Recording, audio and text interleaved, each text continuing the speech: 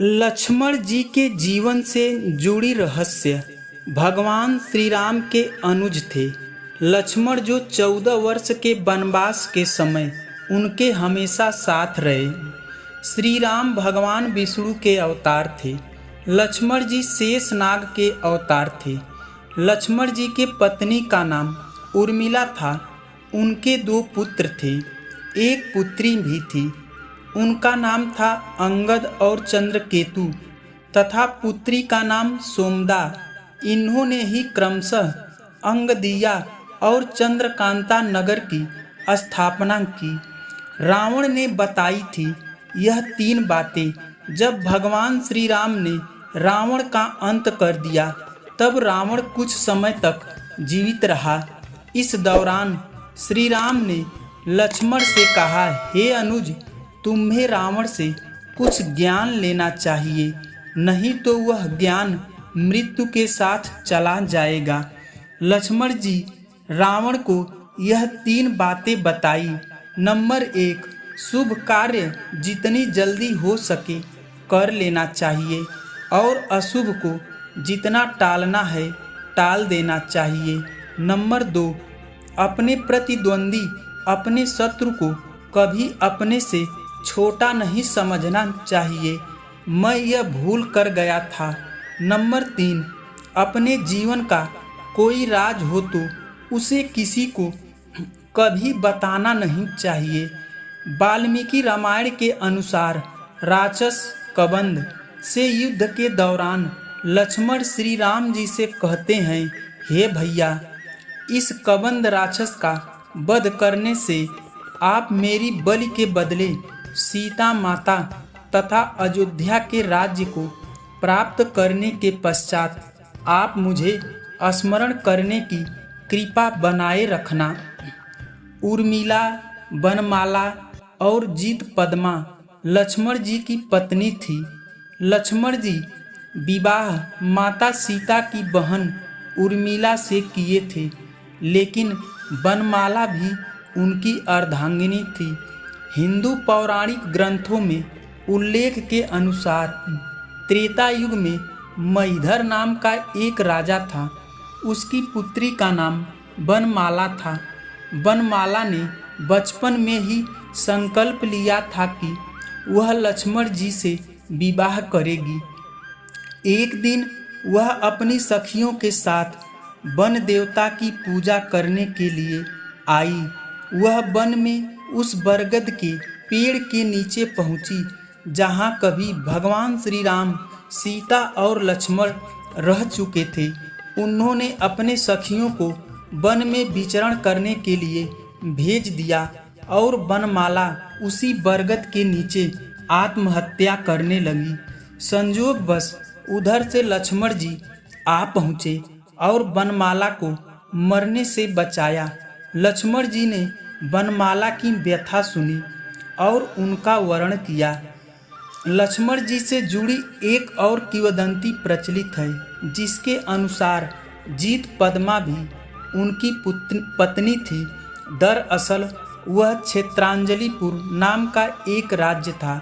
वहाँ के राजा ने घोषणा की कि जो कोई भी मेरे राज्य पर प्रहार कर सकेगा उससे वह अपनी पुत्री जीत पद्मा का विवाह करेगा।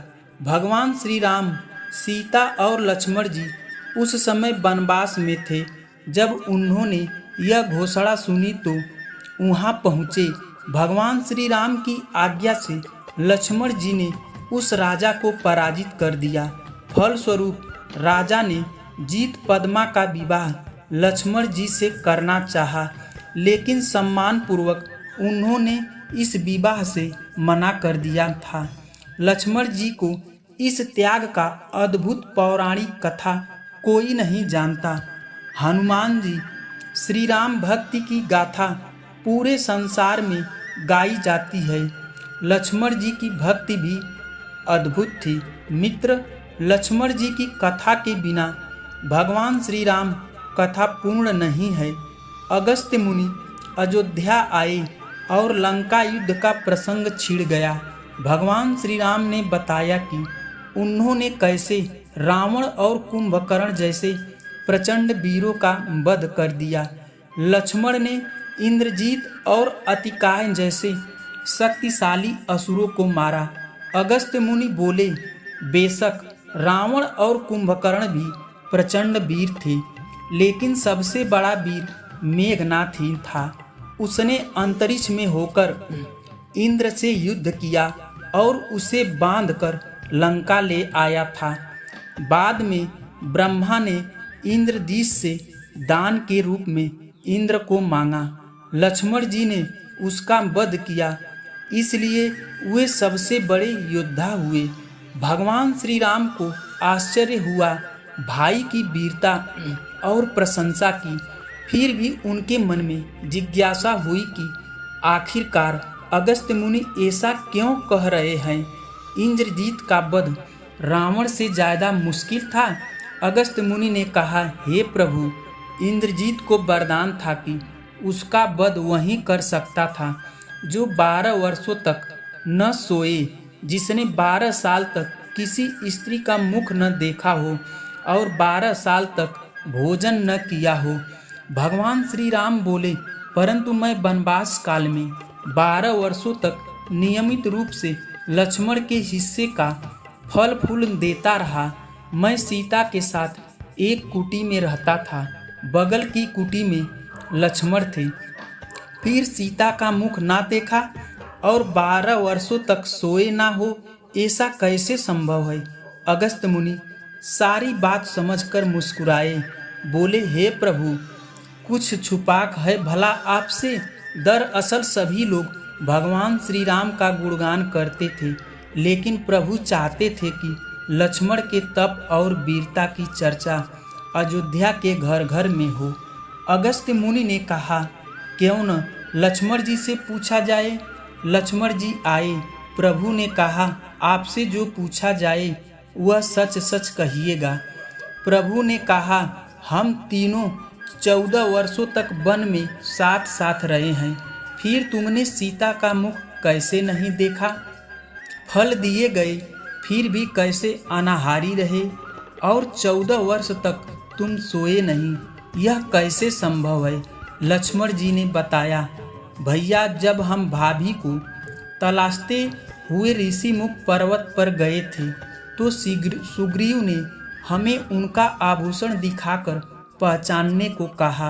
आपको स्मरण होगा कि मैं उनके पैरों की नुपुर के अलावा कोई आभूषण नहीं पहचान पाया था, क्योंकि मैंने कभी भी चरणों के ऊपर नहीं देखा था। 14 वर्ष तक नहीं सोने के बारे में सुनिए। आप और माता जी एक कुटिया में सोते थे। मैं रात भर बाहर धनुष पर बाण चढ़ाए पहरेदारी में खड़ा था। निद्रा ने मेरी आंखों पर कब्जा करने की कोशिश की तो मैंने निद्रा को अपने बाणों से भेद दिया। निद्रा ने हार कर स्वीकार किया कि वह 14 साल तक मुझे स्पर्श नहीं करेगी। लेकिन जब श्री राम का अयोध्या में राज्याभिषेक हो रहा होगा और मैं उनके पीछे सेवक की तरह छत्र लिए खड़ा रहूँगा, तब वह मुझे घेरेगी। आपको याद है, राज्याभिषेक के समय मेरे हाथ से छत्र गिर गया था।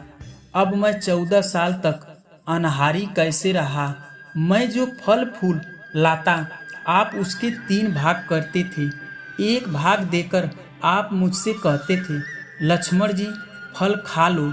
आपने कभी फल खाने को नहीं कहा, फल रखने को कहा। फिर भी आपकी आज्ञा के खाता कैसे। मैंने उन्हें संभाल कर रख दिया। सभी फल उसी कुटिया में अभी भी रखे होंगे। प्रभु के आदेश पर चित्रकूट की कुटिया में वे सारे फलों की टोकरी में लेकर आए और दरबार में रख दिए। फलों की गिनती शुरू हुई तो 7 दिन के हिस्से की फल नहीं थे। प्रभु ने कहा, इसका अर्थ है कि 7 दिन तक तुमने आहार नहीं लिया था। लक्ष्मण ने 7 फल कम होने के बारे में बताया। उन 7 दिनों में फल आए ही नहीं थे। नंबर 1, जिस दिन पिताश्री का स्वर्गवासी होने की सूचना मिली थी, हम निराहार ही रहे थे।